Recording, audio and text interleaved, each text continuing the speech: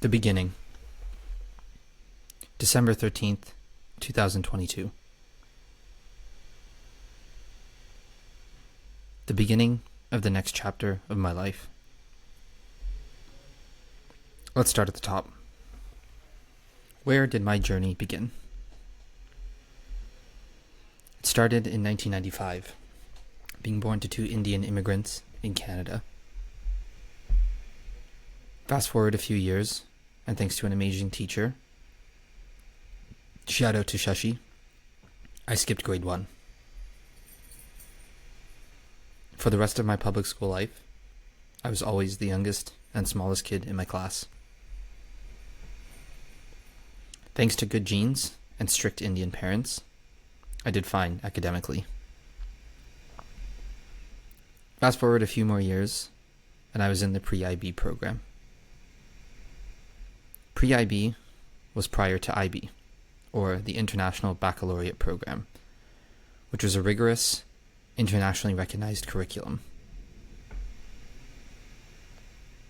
I was miserable. To this day, the most miserable I've been in my entire life. I was doing 4 to 5 hours of homework a day and almost cried myself to sleep every night. I couldn't handle it. Even though I was doing fine academically, I was finished. I felt like I was failing. I was ready to drop out and get a normal Canadian public school education. Then my parents intervened. They told me I was making a mistake. They told me I would never get into schools internationally. That my dreams of going abroad would never happen if I left IB. Too bad. I was done. Fast forward a few more years, and after dropping out of IB, I got into multiple medical schools abroad at 16. Checkmate. Enter medical school in Scotland. The greatest time of my life. 6 years flew by in an instant. I was convinced the entire time I was going to become a doctor back in Canada. Now, to get a residency job back in Canada, you need to pass 2 exams. A multiple choice test and a clinical exam. Clinical exam, I had no issues.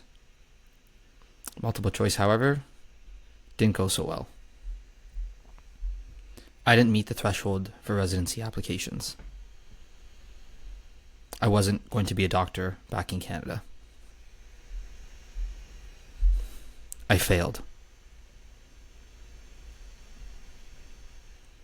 In that moment, I felt like I failed my family, I failed my friends, and worst of all, I failed myself.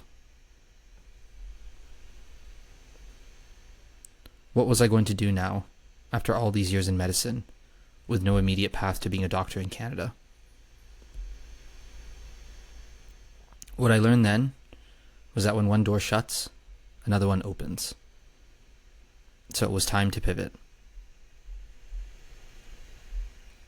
Fast forward a few more months, and after getting rejected from 50 plus jobs across multiple industries, I thought I was going back to school to get a master's degree. A month before school started, I get an email from a healthcare venture capital firm based in the Netherlands saying they liked my profile and wanted to chat. The email that forever changed the direction of my life. A few interviews later, and I was sitting in an office in Amsterdam, working at the corporate VC fund of one of the largest pharma companies in the world. A job I was not prepared for, in an industry I barely knew existed. But a month later, I knew I found something. It was the first time in my life I ever woke up excited to go to work. I never once felt that in medicine and knew I made the right choice. Halfway through my job in Amsterdam, I found out I wasn't sticking around. So after 100 conversations with healthcare venture capitalists around the world, I landed a job with the best healthcare VC firm in Canada, where I'm still working today. Back where it all began. But wait, this is only half my story. See, back in 2018, when I left medicine, I had all this time on my hands. I wasn't writing papers, doing research, or hanging out with friends after work. I was on my own. So I decided from that year on that I would try to do 3 things every day: read, write, and meditate. I had been listening to podcasts since 2012, and all these successful people, especially on the Tim Ferriss show, kept talking about how implementing these 3 habits changed their lives forever. So I thought, why not? Let's run an experiment and see where this goes. From then on, I've been journaling almost every night, meditating for at least 10 minutes a day, and have been reading exclusively nonfiction books. Fast forward to the beginning of 2021 and decided I would start blogging with the goal to write 100 blog posts in a year.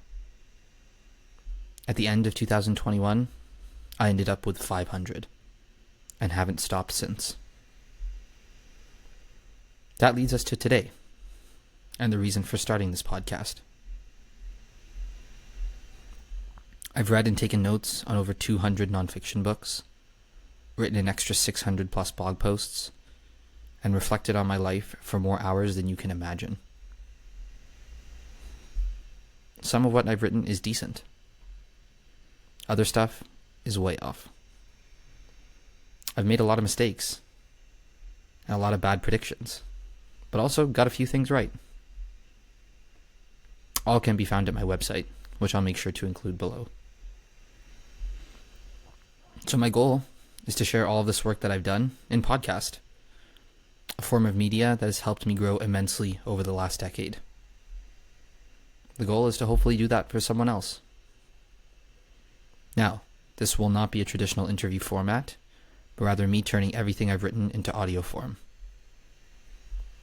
It's only me.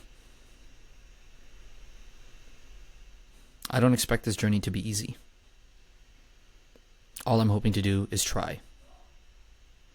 Try and teach someone what I wish my 16-year-old self knew about the world today, while also having fun along the way.